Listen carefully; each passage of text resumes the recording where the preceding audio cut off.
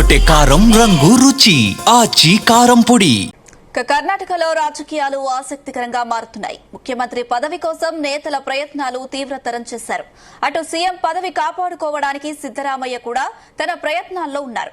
ఇక తనకు ముఖ్యమంత్రి పదవి ఇవ్వాల్సిందేనని డీకే పట్టుపడుతుండటంతో అధిష్టానం ఎటూ తేల్చుకోలేకపోతుంది. దాంతో ఏఐసీసీ అధ్యక్షుడు మల్లికార్జున ఖర్గే రంగంలోకి దిగారు. ఖర్గేతో దళిత మంత్రులు, ఎమ్మెల్యేలు భేటీ అయ్యారు. దళిత వర్గానికే సీఎం పీఠం ఇవ్వాల్సిందిగా డిమాండ్ చేస్తున్నారు. తాజాగా సీఎం పదవి కోసం డీకే శివకుమార్ స్వామీజీల ఆశీస్సులు పొందుతున్నారు. తన నివాసంలో నాగసాధువు ఆశీస్సులు తీసుకున్నారు. డీకే శివకుమార్ సీఎం అవ్వడం ఖాయమని నాగసాధువు స్పష్టం చేశారు. ప్రస్తుత పరిణామాలను బీజేపీ, జేడీఎస్ నిశితంగా గమనిస్తున్నాయి.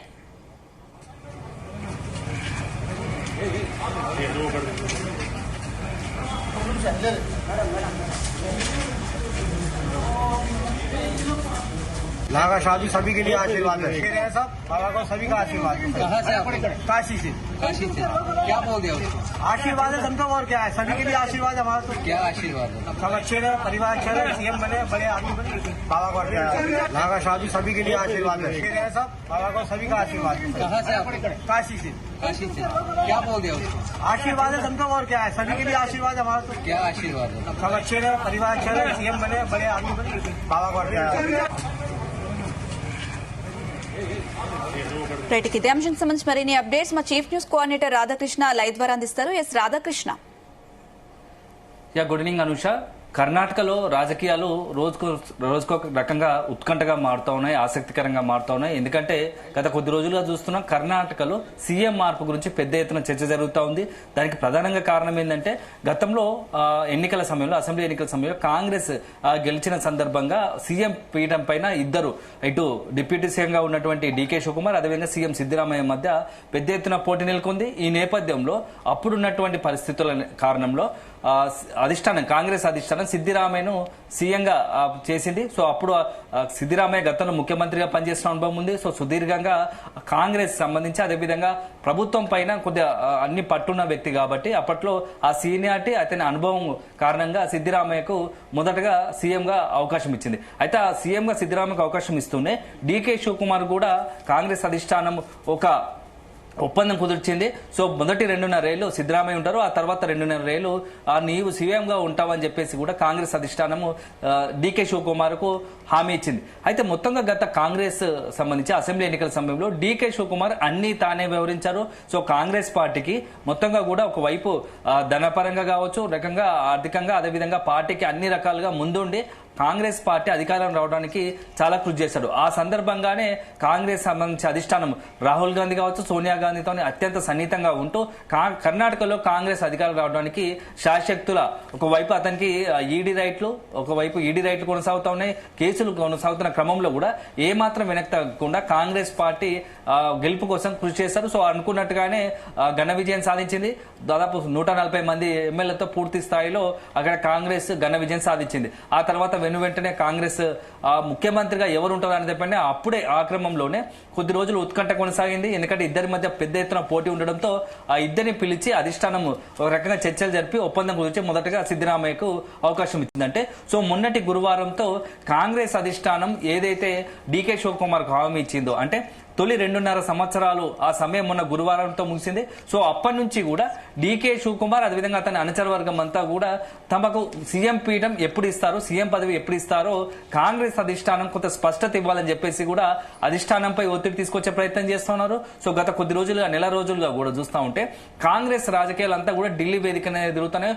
ఒకవైపు సీఎంగా ఉన్నటువంటి సిద్దరామయ్య, మరోవైపు డీకే శివకుమార్ అవకాశం ఉన్నప్పుడల్లా ఢిల్లీకి వెళ్తూ తన అనుచర వర్గాన్ని ఢిల్లీకి పంపిస్తూ కూడా ఈ యొక్క సీఎం మార్పు పైన, సీఎం సంబంధించిన మార్పు పైన ఈ పవర్ షేరింగ్ విషయంలో ఎప్పటికప్పుడు అధిష్టానంపై ఇరు వర్గాలు ఒత్తిడి తీసుకొచ్చే ప్రయత్నం చేస్తున్నారు. అయితే ఒకవైపు ఇది ఇలా ఉంటే రీసెంట్ గా జరిగినటువంటి బీహార్ అసెంబ్లీ ఎన్నికల్లో కాంగ్రెస్ ఘోర పరాజయం చవిచూసింది. సో ఈ నేపథ్యంలో ఇటు రాహుల్ గాంధీ గానీ, కాంగ్రెస్ అధిష్టానం కానీ పూర్తిగా డీలా పడిపోయారు. సో ఇలాంటి సందర్భంలో ఇప్పుడు ఎట్టి పరిస్థితుల్లో కర్ణాటక కాంగ్రెస్ జరుగుతున్నటువంటి సీఎం మార్పు పైన ఇటు అధిష్టానం, కాంగ్రెస్ అధిష్టానం ఏం మాత్రం మాట్లాడే అవకాశం లేదు. పలు సందర్భాల్లో రాహుల్ రాహుల్ గాంధీని ఇటు ఖర్గే రాహుల్ గాంధీకి సంబంధించి ఇటు సిద్దిరామయ్య కావచ్చు, అదేవిధంగా డీకే శివకుమార్ మనుషులు కలిసిన ప్రయత్నంలో కూడా రాహుల్ గాంధీ ఒకటే స్పష్టించారు. సో ఖర్గే ఉన్నాడు, ఏఐసీసీ అధ్యక్షుడు ఖర్గే ఉన్నారు కాబట్టి ఖర్గేతో మీరు మాట్లాడండి, అన్ని విషయాలు తనే చెప్తాడు అని చెప్పేసి కూడా కొంత క్లారిటీ ఇచ్చినట్టయితుంది. అయితే ప్రస్తుతానికి 2-3 రోజులుగా కూడా ఏఐసీసీ అధ్యక్షుడుగా ఉన్నటువంటి ఖర్గే ఆ కర్ణాటక వెళ్ళారు. సో ఎందుకంటే కర్ణాటక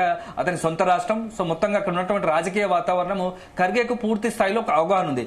ఈ నేపథ్యంలో గత 3 రోజులుగా కూడా ఖర్గే అక్కడ ఉన్నటువంటి విషయాలను మొత్తం కూడా ఫీడ్బ్యాక్ తీసుకునే ప్రయత్నం చేస్తున్నారు. అయితే ఇక్కడ ఆసక్తికర అంశం ఏంటంటే మల్లికార్జున ఖర్గేతో ఒకవైపు ఈ డీకే శివకుమార్ మనుషులు ఎవ్వరు కూడా ఇప్పటి వరకు 3 రోజులుగా కూడా ఏఐసీసీ అధ్యక్షుడిగా ఉన్నటువంటి ఖర్గేను ఎవరు సంప్రదించడం లేదు, కలవడం లేదు. అదే సందర్భంలో ఇటు సిద్దిరామయ్య వర్గీయులు కలుస్తా ఉన్నారు. సో మొత్తంగా అదే సందర్భంలో దళిత ఎమ్మెల్యేలు కొత్తగా ఏంటంటే సీఎం కోసం మార్పుగానే జరిగితే కొత్తగా మరొక తెరపై కొంతమంది నేతలు అక్కడ ఉన్న వాళ్ళంతా కూడా కొత్త డిమాండ్ తీసుకొని వస్తున్నారు. సో డీకే శివకుమార్, సిద్దిరామయ్య కాకుండా కాంగ్రెస్ పార్టీకి మొదటి నుంచి కూడా దళిత వర్గాలు, అట్టడుగు వర్గాలు పూర్తి స్థాయిలో మద్దతు ఇస్తున్నాయి. సో ఎందుకు ఈ అగ్రవర్ణాలకి ఈసారి ఖచ్చితంగా దళిత వర్గానికి, ఎస్సీ వర్గానికి అవకాశం ఇవ్వండి అని చెప్పేసి కూడా ప్రస్తుతం హోంమంత్రిగా ఉన్నటువంటి పరమేశ్వరం కావచ్చు, అదేవిధంగా మహాదేవప్ప వీళ్ళిద్దరూ కూడా సిద్దిరామయ్య వర్గీయులే. అదే సందర్భంలో ఇద్దరు కూడా కాంగ్రెస్ అధిష్టానానికి మొదటి కూడా అనుకూలంగా ఉంటున్నారు. సో ఇప్పుడు ఖర్గేతో వీళ్ళు భేటీ కావడం,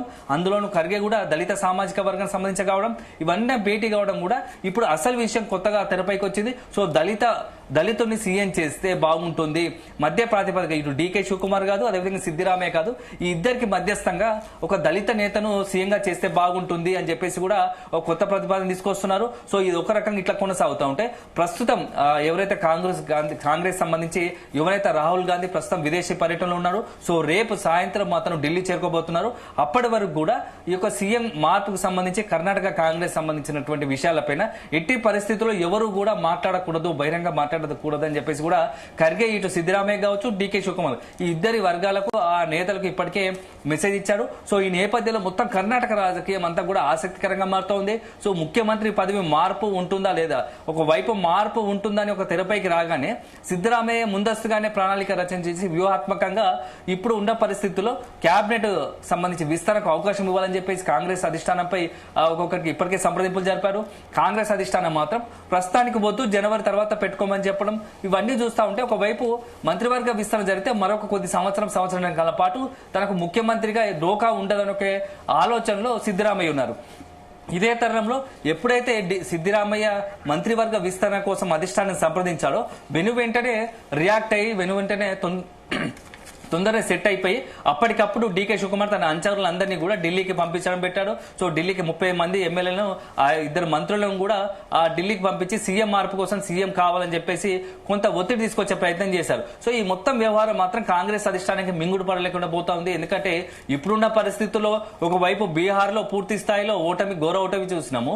ఇప్పుడున్న పరిస్థితుల్లో ఒక సజావుగా జరుగుతున్నటువంటి కర్ణాటకలో గనక సీఎం మార్పిడి కనుక జరిగితే అది ఖచ్చితంగా పార్టీకి తీవ్ర నష్టం జరుగుతుందనే ఒక భావనలో కాంగ్రెస్ అధిష్టానం ఉంటుంది.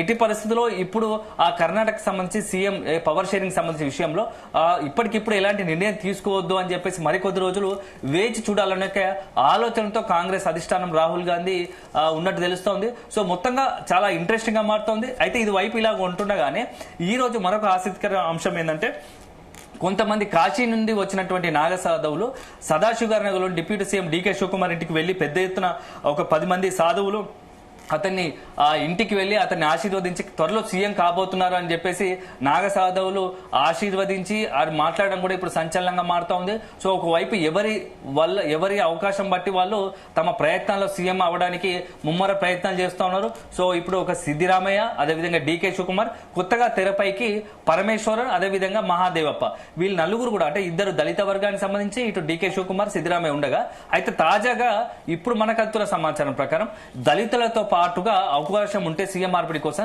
ఖచ్చితంగా గిరిజన వ్యక్తికి కూడా, ఎందుకంటే కర్ణాటకలో చాలా కీలకంగా ఉన్నారు గిరిజన తెగకి సంబంధించి, గిరిజనులకు సీఎం పదవి ఇస్తే బాగుంటుందని చెప్పేసి అక్కడ ఉన్నటువంటి సిద్దిరామయ్య కేబినెట్ లో మంత్రిగా ఉన్నటువంటి సతీష్ కొత్తగా తెరపైకి తీసుకుని వస్తున్నాడు. సో దళితులకే తో పాటుగా గిరిజన వ్యక్తికి సీఎం ఇస్తే బాగుంటుందని చెప్పేసి, సో ఇట్లా సీఎం పదవికి ఎవరు వచ్చినట్టు వారుగా తమ డిమాండ్ తెరపైకి తీసుకొస్తూ తమ వర్గానికే ఆ సీఎం పదవి ఇవ్వాల్సిందని చెప్పేసి లేని కొత్త డిమాండ్లు తెరపై ఎఫెక్ట్ ఇస్తున్నారు. సో మొత్తంగా కర్ణాటక రాజకీయంలో చాలా అనూహ్యంగా మార్పులు జరిగే అవకాశాలు కనబడతా ఉన్నాయి. సో ఏ ఒక్క వైపు సిద్ధరామయ్య వైపు అనుకూలంగా నిర్ణయం తీసుకుంటే ఇటు డీకే శివకుమార్ ఎలా రియాక్ట్ అవుతారో తెలియని పరిస్థితి. డీకే శివకుమార్ వైపు సానుకూలంగా నిర్ణయం తీసుకుంటే సిద్ధరామయ్య ఎలా రియాక్ట్ కావడం తెలియని పరిస్థితి. సో ఇప్పుడు ఒక రకంగా అడకత్తలో పొగ చెక్కలాగా కాంగ్రెస్ అధిష్టానం పరిస్థితి చెప్పవచ్చు. ఎందుకంటే మొత్తంగా కూడా ఏ నిర్ణయం తీసుకున్నా దాని ఇంపాక్ట్ ఖచ్చితంగా అధికారం మీదే ఉంటుంది. ప్రభుత్వం పైన అసలు ప్రభుత్వం ఉంటుందా ఉండదా అనే పరిస్థితి కూడా ఏర్పడే పరిస్థితులు రాబోతున్నట్టుగా తెలుస్తోంది. సో ఈ నేపథ్యంలో కాంగ్రెస్ అధిష్టానం కూడా చాలా ఆచితూచి వ్యవహరిస్తూ ఉంది, ఎవరిని సర్ది చెప్పాలనే ప్రయత్నంలో. ఇవన్నీ కొనసాగుతున్న క్రమంలోనే ఇటు బీజేపీ జేడీఎస్ కూడా చాలా నిశ్చితంగా పరిశీలిస్తున్నాయి. అయితే కేంద్ర మంత్రిగా ఉన్నటువంటి కుమారస్వామి చాలా త్వరలోనే సంచలనాలు జరగబోవడానికి కర్ణాటక రాష్ట్రంలో సంచలనం జరగబోతున్నాయని కూడా మాట్లాడడం కూడా ఇప్పుడు ఆసక్తికరంగా మారింది అని చెప్పవచ్చు. Anusha. Right Radhakrishna, thank you. Hello hello hello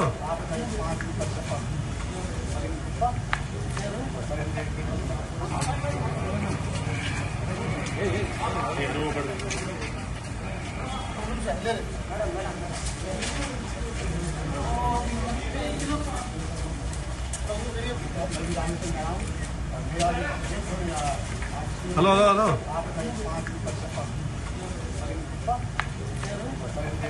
గుమగుమల వంటలే వంటలే తెరకొట్టే కారం రంగు రుచి ఆచి కారం పొడి.